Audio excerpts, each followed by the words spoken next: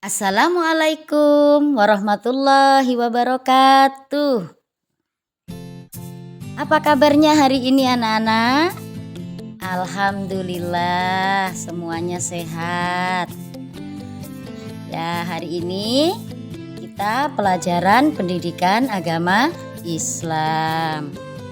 Kita pagi ini akan membahas tentang rukun iman. Apa artinya rukun iman? Rukun artinya dasar, iman artinya keyakinan atau kepercayaan. Jadi kalau digabungkan, rukun iman adalah dasar yang dia jadikan keyakinan atau kepercayaan bagi umat Islam. Jadi rukun iman ada 6. Yang pertama adalah iman kepada Allah. Yang kedua, iman kepada malaikat Allah. Yang ketiga, iman kepada kitab-kitab Allah. Yang keempat, iman kepada rasul-rasul Allah. Yang kelima, iman kepada hari kiamat atau hari akhir. Yang keenam, iman kepada qada dan qadarnya Allah atau disebut juga iman kepada takdirnya Allah. Mari kita bahas satu persatu ya.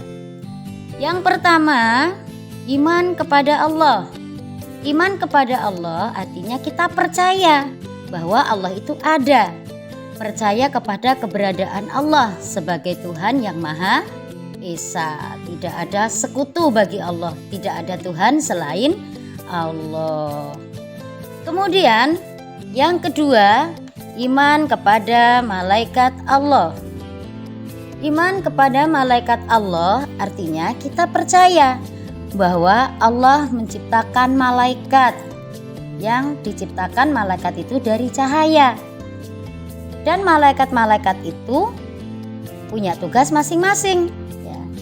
Coba ada yang tahu, ada berapa malaikat yang wajib diketahui?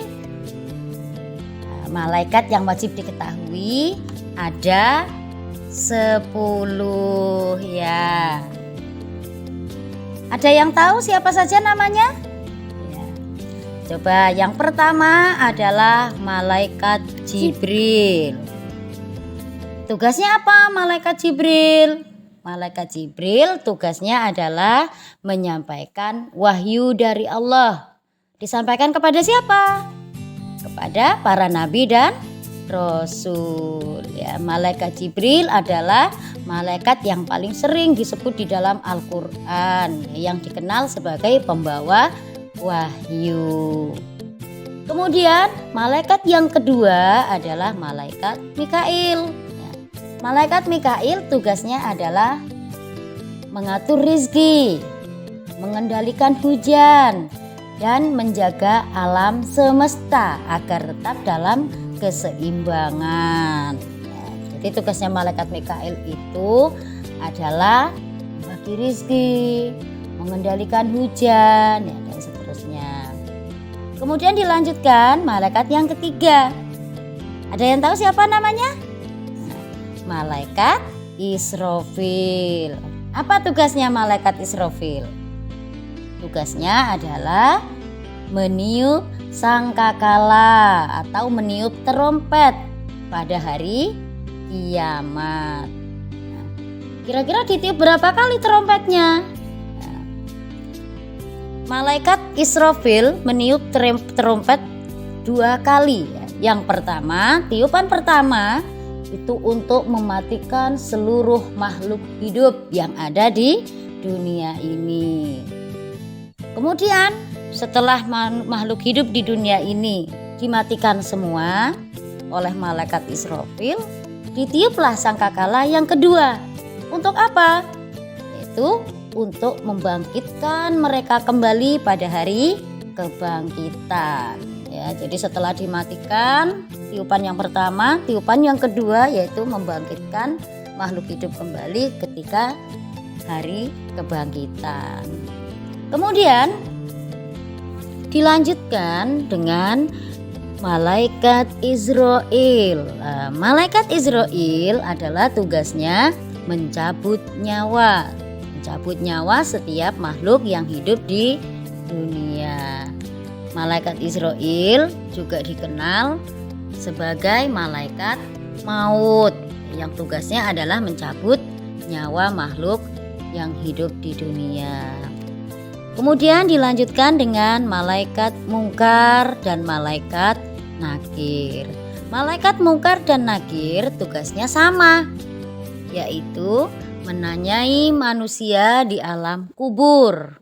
Apa yang ditanyakan ya kira-kira? Yang ditanyakan adalah tentang amal perbuatan manusia selama hidup di dunia. Kemudian dilanjutkan dengan malaikat raqib. Malaikat raqib tugasnya adalah mencatat amal yang baik. Kemudian dilanjutkan dengan malaikat atid. Tugasnya sama, yaitu mencatat juga. Cuman bedanya malaikat atid adalah mencatat amal perbuatan yang buruk. Jadi malaikat raqib dan malaikat atid itu tugasnya sama-sama pencatat amal. Cuman bedanya kalau malaikat raqib itu mencatat amal yang baik, sementara malaikat atid itu mencatat amal perbuatan yang buruk. Jadi setiap amal perbuatan kita itu yang baik maupun yang buruk akan tetap dicatat oleh malaikat, walaupun itu sekecil apapun. Ya. Kemudian dilanjutkan dengan malaikat Malik. Malaikat Malik tugasnya adalah menjaga pintu neraka. Ya, dia adalah pemimpin dari malaikat-malaikat yang bertugas di neraka. Malaikat Malik ini orangnya tidak pernah tersenyum, ya, karena yang dijaga adalah pintu neraka, tempatnya orang-orang yang amal perbuatannya buruk. Sementara malaikat yang terakhir atau yang ke-10 adalah malaikat Ridwan. Tugasnya malaikat Ridwan adalah menjaga pintu surga. Dia adalah pemimpin dari malaikat-malaikat yang bertugas di surga.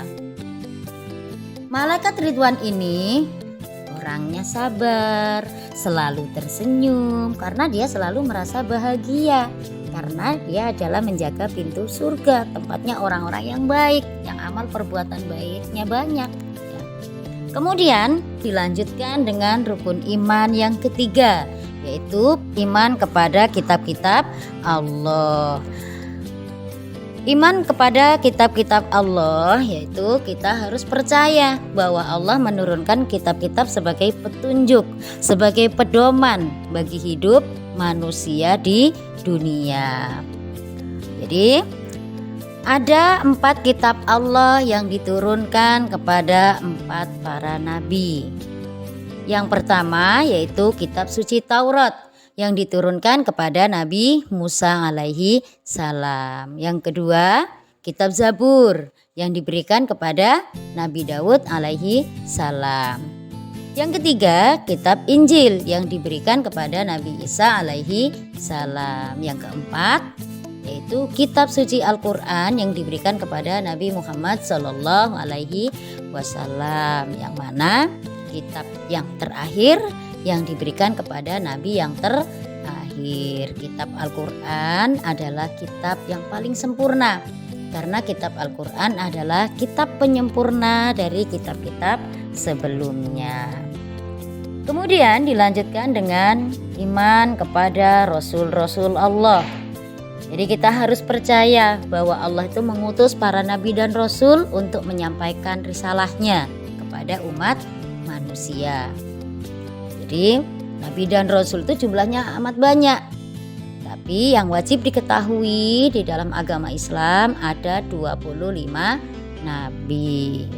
Yang mana nabi yang pertama adalah Nabi Adam hingga nabi yang terakhir yaitu Nabi Muhammad sallallahu alaihi wasallam. Di antaranya adalah Nabi Adam, Nabi Idris, Nabi Nuh dan seterusnya sampai nabi yang terakhir yaitu Nabi Muhammad sallallahu alaihi wasallam. Kemudian dilanjutkan dengan rukun iman yang kelima, yaitu iman kepada hari kiamat, iman kepada hari akhir, yang mana kita harus percaya bahwa kehidupan di dunia ini akan berakhir dan akan ada hari kebangkitan, di mana semua manusia akan diadili atas semua amal perbuatannya selama hidup di dunia. Pada hari itu manusia akan menerima balasan yang adil dari Allah, baik balasan itu berupa surga maupun berupa neraka. Jadi hari kiamat atau hari akhir itu kita harus yakin pasti akan datang dan pasti akan terjadi. Kira-kira siapa yang tahu datangnya hari kiamat?